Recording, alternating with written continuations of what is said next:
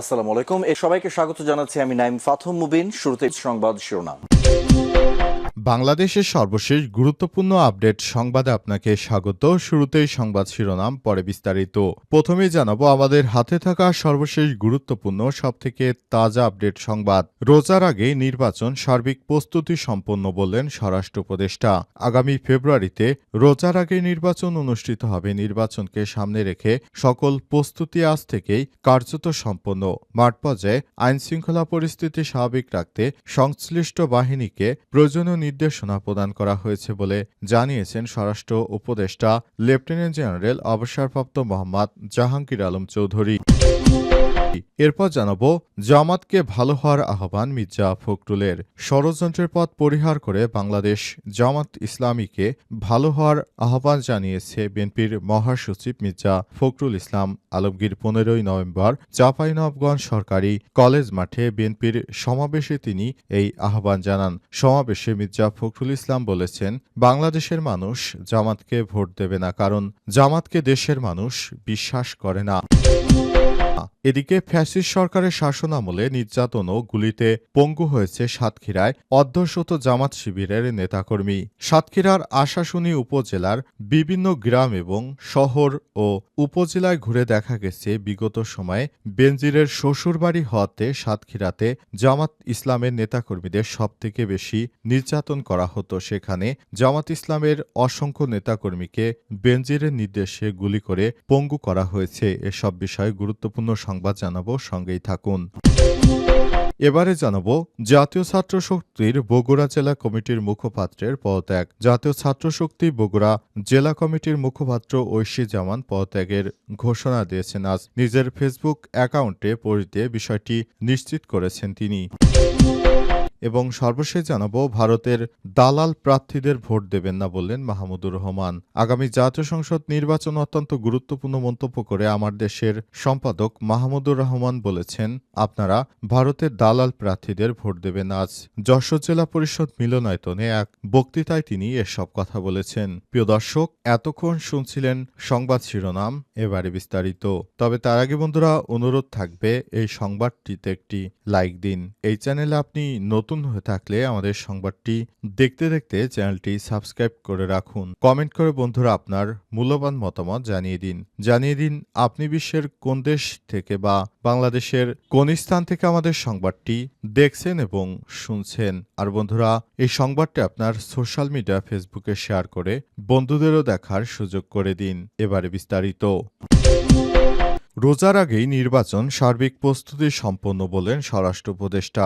আগামী ফেব্রুয়ারিতে রোজার আগেই নির্বাচন অনুষ্ঠিত হবে। নির্বাচনকে সামনে রেখে সকল প্রস্তুতিতে আজ থেকে কার্যত সম্পন্ন। মাঠ পর্যায়ে আইন শৃঙ্খলা পরিস্থিতি স্বাভাবিক রাখতে সংশ্লিষ্ট বাহিনীকে প্রয়োজনীয় নির্দেশনা প্রদান করা হয়েছে বলে জানিয়েছেন স্বরাষ্ট্র উপদেষ্টা লেফটেন্যান্ট জেনারেল অবসরপ্রাপ্ত মোহাম্মদ জাহাঙ্গীর আলম চৌধুরী। আর শনিবার 15 নভেম্বর দুপুর 12:30টার দিকে পটুয়াখালী সার্কিট হাউসে জেলা প্রশাসক, পুলিশ সুপার সহ বিভিন্ন দপ্তরের কর্মকর্তাদের সঙ্গে বৈঠক শেষে সব কথা জানান তিনি। আসন্ন নির্বাচনকে সামনে রেখে আইন শৃঙ্খলা পরিস্থিতি পর্যালোচনা, নিরাপত্তা পরিবেশ, মাঠ পর্যায়ের প্রস্তুতি, জননিরাপত্তা এবং পর্যটন অঞ্চলগুলোর বিশেষ নজরদারি নিয়ে আলোচনা বৈঠক হয়েছে। স্বরাষ্ট্র উপদেষ্টা বলেন, নির্বাচন ঘিরে কোনো ধরনের অস্থিতিশীল তৈরি করতে দেয়া হবে না। জনগণের ভোটাধিকার নিশ্চিত করা এবং নিরাপদ পরিবেশ তৈরি করাই সরকারের প্রধান লক্ষ্য।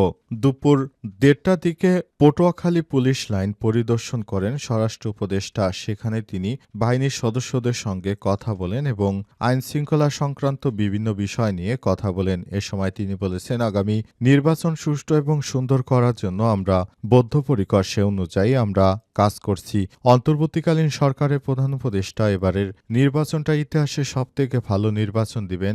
আমাদের যে প্রতিশ্রুতি দিয়েছেন সেই প্রতিশ্রুতি অনুযায়ী আমরা কাজ করব বলে জানান তিনি আরো বলেছেন, সবাইকে একযোগে কাজ করতে হবে এবং দেশটাকে আমাদের সবাইকে মিলেমিশে একটি ভালো অবস্থানে নিয়ে যেতে হলে আমাদের সবাইকে একসঙ্গে কাজ করতে হবে। স্বরাষ্ট্র উপদেষ্টা আরো বলেছেন, দেশ আমাদের, সুতরাং দেশটা সাজানোর দায়িত্ব আমাদের।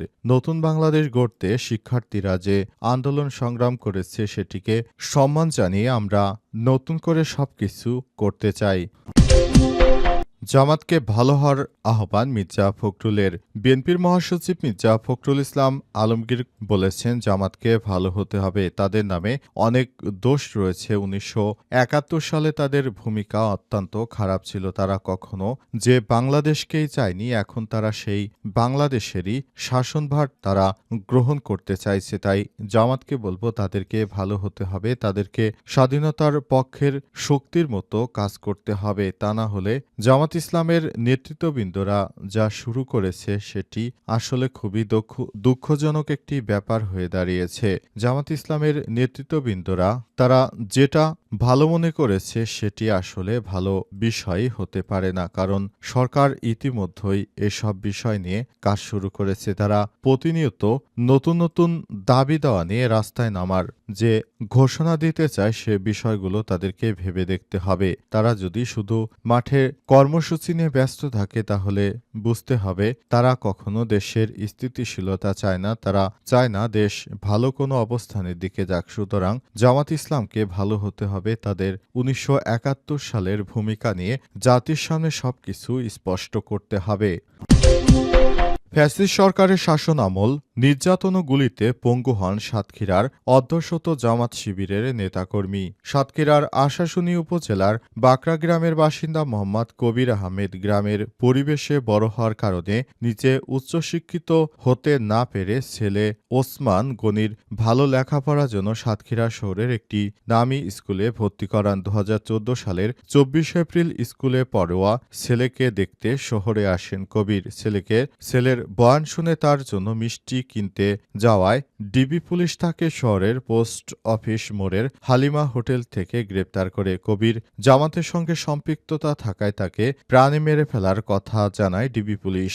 সাবেক আইজিপি বেনজির আহমেদের শ্বশুরবাড়ি সাতক্ষীরাতে হওয়ায় সেখানে তিনি গড়ে তোলেন মৎস্য ঘের প্রজেক্ট। তার ব্যবসায়িক পার্টনার আশাশুনিতে সরাবপুর গ্রামের শামসুর রহমানের ছেলে মরহুম বশির আহমেদ। বেনজিরের আশীর্বাদপুষ্ট ভূমিদস্যু বশির আহমেদ কবির প্রতিবেশী গ্রামের বাসিন্দা হওয়ায় তার কাছে যান ভুক্তভোগীর ভাই এবং এ সময় কবিরের ভাই এর কাছে ২ লক্ষ টাকা দাবি করেন তার ভাইকে মেরে না ফেলার জন্য। সন্ধ্যায় ১.৫ লক্ষ টাকা সমঝোতা হয়। পরে কবির আহমেদকে নিয়ে সাতক্ষীরা থেকে আশাশুনি থানার উদ্দেশ্যে যাওয়ার সময় গভীর রাতে আশাশুনি সড়কের মহেশ্বরকাটি এলাকায় কথিত বন্দুকযুদ্ধের নাটক সাজে পুলিশ তার পায়ে গুলি করে। উন্নত চিকিৎসার পরও তার পা ভালো না হয় পঙ্গুত্ব বরণ করেন কবির। বর্তমানে মানবেতর জীবনযাপন করছেন। পঙ্গু হওয়ার পরও তার নামে পুলিশ ৫টি মিথ্যা মামলা দায়ের করে অবস্থায় বিচারিক আদালতে হাজির হতে হয় তাকে।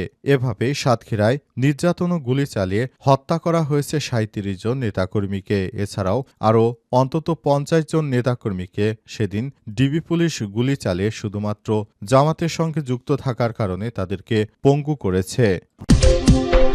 জাতীয় ছাত্রশক্তির বগুড়া জেলা কমিটির মুখপাত্রের পদত্যাগ। জাতীয় ছাত্রশক্তি বগুড়া জেলা কমিটির মুখপাত্র ঐশী জামান পদত্যাগ করেছেন। আজ শনিবার ১৫ নভেম্বর নিজের ফেসবুক অ্যাকাউন্টে পোস্ট দিয়ে বিষয়টি নিশ্চিত করেন তিনি। ফেসবুকে দেয়া পদত্যাগপত্রে ঐশী লিখেছেন, ব্যক্তিগত ব্যস্ততা মানসিক চাপের কারণে দায়িত্ব পালন তার পক্ষে সম্ভব হচ্ছে না, তবে সংগঠনের আদর্শ নীতির প্রতি অটুট থাকবে বলে উল্লেখ করেন তিনি। অন্য কোনো কারণ আছে কিনা জানতে চাইলে ঐশী জানান, কমিটি গঠনের সময় তাকে রাখা হবে কিনা এ বিষয়ে মতামত চাওয়া হয়েছিল। তখন তিনি কমিটিতে না রাখার অনুরোধ করেছিলেন, কিন্তু পরে তাকে রেখেই কমিটি ঘোষণা করা হয়। তাই আজই আনুষ্ঠানিকভাবে পদত্যাগের ঘোষণা দেন তিনি। তিনি বলেন, আমি সংগঠনটির দায়িত্ব না পালন করলেও সংগঠনটির পাশে থাকবো আজীবন বলে জানান তিনি। তিনি বলেন, ছাত্রদের সংগঠন অবশ্যই এটি ভালো একটি বিষয় এবং এই সংগঠন আমার অনেক পছন্দের একটি সংগঠন। সুতরাং এই সংগঠনের সঙ্গে আজীবন থাকতে চাই, আর